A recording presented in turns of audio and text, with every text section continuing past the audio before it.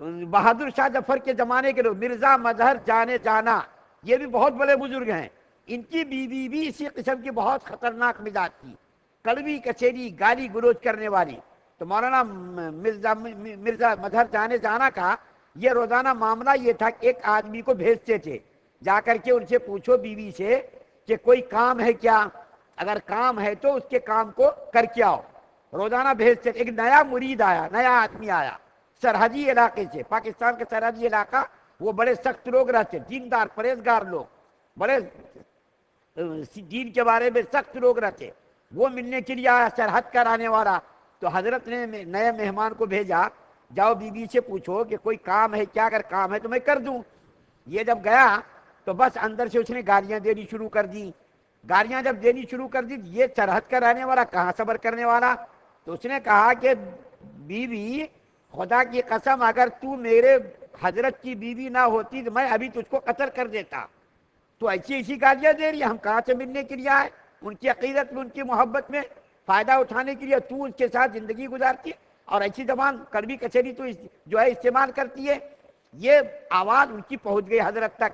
حضرت نے ان کو فوراً بلایا اور بلا کر کے کہا کہ دیکھو ایسا مت کرو، تم اس کی کڑوی کچیری باتوں کے سننے اور اس کے اوپر صبر کرنے سے اللہ نے مجھ کو یہ مقام عطا کیا کہ ساری دنیا کے لوگ مجھ سے ملنے کے لیے آ رہے ہیں، اس کی کڑوی کچیری باتوں پر میں صبر کرتا ہوں اور اس کو میں جواب نہیں دیتا، اس کی وجہ سے اللہ نے یہ مقام عطا کیا کہ تم کہاں سے ملنے آئے، یہ لوگ کہاں سے ملنے آئے، یہ لوگ کہاں سے ملنے آئے، یہ سارے لوگ ملنے کے لیے مجھ سے اسی لیے آئے کہ ان کی کڑوی کچیری باتوں پر میں صبر کرتا ہوں۔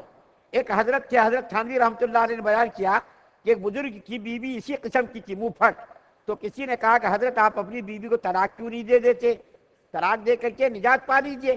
تو حضرت نے کہا کہ بھائی یہ بات تو میرے دماغ میں بھی آتی رہتی ہے، اس کو طلاق دے کر کے میں جدا کر دوں، ان کی باتیں اتنی خطرناک رہتی کہ ہمیشہ یہ تکلیف پہنچاتی رہتی ہے، تو میں کیا کروں، لیکن میں سوچتا ہوں کہ یہ جس کے نکاح میں بھی جائے گی تو اس کو بھی ستائے گی، اس کو ستانے کے بجائے مجھ کو ہی ستانے، میں ہی تکلیف اٹھا لیتا ہوں، کسی اور کو یہ تکلیف نہ پہنچائے، اس کو تکلیف پہنچانے کے بجائے مجھ کو ہی تکلیف پہنچا دے، میں ہی صبر کر لیتا ہوں۔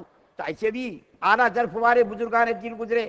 اور آخر آیت میں جو بات اللہ نے بیان کی، یہ ذرا غور کرنے کی بات ہے کہ اگر تم ایک عورت کو ناپسند کرتے ہو، اس کے اندر خرابیاں ہیں، بدصورت ہے، بد زبان ہے، منہ پھٹ ہے، تم اس کو جو ہے کیا کرتے ہو، اس کو ناپسند کرتے، کوئی تو خوبی اس کے اندر ہوگی جو اللہ کی نظر میں اللہ نے اس کے اندر کوئی فائدہ رکھا ہوگا۔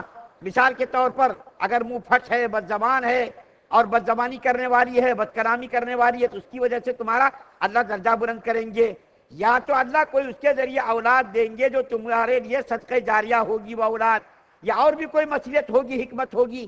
آج کے زمانے میں ہمارے نوجوان نہایت حسین خوبصورت عورتیں تلاش کرتے ہیں، اور آج کل کی عورتیں بھی ہر قسم کی خوبیاں، ہر قسم کے کمالات عورت کے اندر ہونے چاہیے، کوئی بدصورتی نہ، یہاں تک کہ سنا کہ عورتیں تو بدن کو بھی کھول کھول کر کے دیکھتی ہیں تاکہ کوئی اس کے اندر عیب تو نہیں ہے۔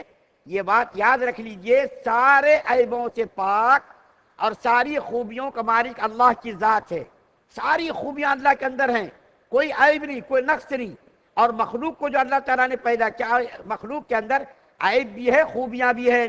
اگر کوئی عورت بدصورت ہو تو اس کے اندر وفاداری کا اور شوہر کے ساتھ محبت کا، جانثاری کا معاملہ دیکھیے، اور اگر آپ خوبصورت، حسین، جمیل، ہیروئن، آج کل کے نوجوان کیا سمجھتے، خوابوں کی شہزادی ساری دنیا سے زیادہ حسین ہو، اور لڑکیاں کیا سمجھتے، ہمارے خوابوں کا شہزادہ ساری دنیا سے زیادہ خوبصورت ہو، کوئی عیب نہیں، کوئی نقص نہیں۔ لیکن آپ کو میں بتا دوں، جو عورتیں، جو لڑکیاں خوبصورت ہوتی ہیں وہ شوہر کی اطاعت گزار، خدمت گزار نہیں ہوتی، وہ دن رات سنگار میں لگی رہتی، میک اپ میں لگی رہتی، اپنے حسن و جمال کے ناز میں رہتی ہے، اپنے شوہروں اور اپنے جو ہے ساس سسر کی خدمت کرنا بالکل ہی ان کو گوارا نہیں ہوتا، ہمیشہ اسی تلاش میں رہتی ہے، مارکیٹ میں کون سا کپڑا آیا، کون سی چیز آئی جو ہماری زینت کے کام آئے، اس کے اندر تلاش کرتی رہتی ہے۔ لیکن جو بدصورت عورت رہتی ہے، اخلاق کے اعتبار سے نہایت بلند ہوتی، شوہر کی خدمت گزار ہوتی۔ میں آپ کے سامنے ایک واقعہ بیان کر کے بات کو ختم کرتا ہوں۔ انہی باتوں کو بیان کرنے کے لیے میں نے یہ 19 نمبر کی آیت دوبارہ پڑھی، مولانا طارق ضمیر صاحب کا بیان، آپ لوگ سنتے رہتے نیٹ پر سی ڈی میں وغیرہ میں مولانا طارق جمیل صاحب عالم اسلام کے معزز اور نہایت ہی مشہور آدمی، مبلغ اسلام، ساری دنیا کے لوگ ان کو سنتے. تو ان کے بارے میں آتا ہے کہ ان کے ایک ساتھی تھے کرنل، نہایت ہی تنو مند، لمبا چوڑا، 6 فٹ سے زیادہ لمبا چوڑا، خوبصورت، حسین جمیل. اس کا رشتہ اس کے ماں باپ نے ایک نہایت ہی بدصورت عورت سے متعین کر دیا. اتنا خوبصورت آدمی، اتنا حسین جمیل آدمی، اتنے بڑے عہدے پر فائز آدمی، کرنل، اتنا بڑا فوج کا عہدہ، اس کے ماں باپ نے ایک بدصورت لڑکی سے اس کا رشتہ متعین کر دیا. اب جب ان کو معلوم ہوا ارے میں تو اتنا حسین ہوں، جمیل ہوں، اور میرا رشتہ لڑکی سے کر دیا گیا، تو انہوں نے مولانا طارق جمیل سے مشورہ کیا کہ بتائیے میں کیا کروں. تو مولانا طارق جمیل صاحب جی رحمت اللہ نے ان سے کہا کہ تم وہ رشتہ منظور کر لو، ماں باپ کی پسند ہے اس کو تو منظور کر لو. پہلے زمانے کے لوگ ایسے رہتے تھے، ماں باپ جو طے کر دے اس کو منظور کر لیتے تھے. آج تو بغاوت پر اولاد اتر گئی ہے. ماں باپ کی پسند کو، ماں باپ کی رضامندی کو اولاد کی نظر میں کوئی بھی اس کی قیمت نہیں. تو مولانا طارق جمیل کے مشورے پر انہوں نے شادی کر لی. لیکن جب شادی انہوں نے کر لی تو دونوں کے دل میں بڑی دوری تھی. ان کے دل میں ذرا بھی محبت نہیں ایسی کاری کلوٹی عورت کی وجہ سے. لیکن وہ بیوی اتنی وفادار، جان نثار، فداکار کہ شوہر جب رات کو 12 بجے 1 بجے آتا، یہ بیوی جاگ کر کے اس کا انتظار کرتی. آج کرتی ہے کیا؟ ہرگز ایسا نہیں کر سکتی آج کی عورتیں. وہ عورت کاری کلوٹی، اپنے شوہر کی فداکار، جان نثار. 2 بجے رات کو بھی ان کا شوہر اگر ڈیوٹی سے آئے، یہ بیچاری بیٹھ کر کے اس کا انتظار کرتی تھی. اور رات کے کسی بھی پہر میں وہ آئے، تازہ روٹی، گرم روٹی بنا کر کے اس کو کھلاتی تھی. صبح ہونے کے بعد ان کے جوتوں میں پالش کرنا، ان کے کپڑوں میں استری کرنا، ہر قسم کی اس کی خدمت کا اس کا خیال رکھتی تھی وہ. اور اگر وہ عورت اندر جاتی تو وہ شوہر کرنل باہر چلا جاتا، اور اگر عورت باہر رہتی تو یہ کرنل اندر آ جاتا. گویا کہ عرصے دراز تک ان دونوں میں اتنا فرق رہا. آسمان اور زمین کے درمیان جتنا فاصلہ ہے اس سے زیادہ ان دونوں دلوں کے اندر فرق تھا. عورت تو بیچاری جانثار تھی، یہ کرنل اس کو چاہتا ہی نہیں تھا. لیکن اس عورت نے خدمت کر کے اس کرنل کا دل جیت لیا. گرم گرم روٹی 12 بجے 2 بجے رات کو پکا کر کے کھلانا یہ کوئی معمولی مجاہدہ ہے؟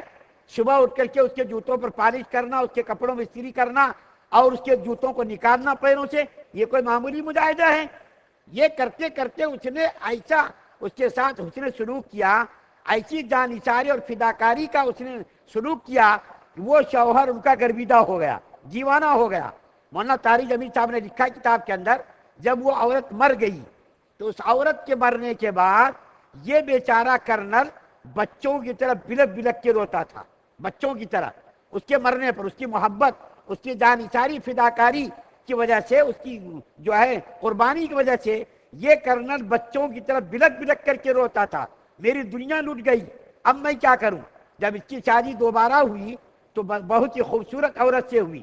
لیکن وہ خوبصورت عورت میک اپ میں، سنگار میں، زیب و زینت میں لگی رہتی تھی، کرنل کی خدمت ہی نہیں کرتی تھی. تو بیچاری وہ پہلی بیوی ان کو یاد آتی تھی کہ وہ بیوی تو جنت تھی اور یہ بیوی اس سے کتنا فرق ہے. وہ بدصورت تھی، یہ خوبصورت ہے، لیکن خدمت تو یہ کرتی ہی رہی ہے. تو اللہ تعالیٰ فرما رہے ہیں کہ مسلمانوں، اگر اس کے اندر بہت ساری خرابیاں ہیں، بدصورتیاں ہیں، لیکن اس کے اندر کوئی تو ایک کمال ہوگا، کوئی تو خوبی ہوگی جس کے اندر اللہ تعالیٰ نے حکمت اور مصلحت رکھی ہوگی. تو اس آدمی کو، آج کل کے نوجوانوں کو صرف جو ہے ظاہر کو نہیں دیکھنا چاہیے بلکہ اندر کو دیکھنا چاہیے. ظاہر کی خوبصورتی، ظاہر کا حسن و جمال 40 سال کے بعد تو فنا ہو جائے گا، لیکن اندر کی جو چیز ہے، اخلاق، وہ اخلاق ہمیشہ رہنے والے، وہ کبھی ختم ہونے والے نہیں. بیوی کی خوبی اور لڑکیوں کے اندر جو کمال ہو، وہ اندر کی خوبی اور اندر کا کمال دیکھنا چاہیے، ظاہر کو نہیں دیکھنا چاہیے.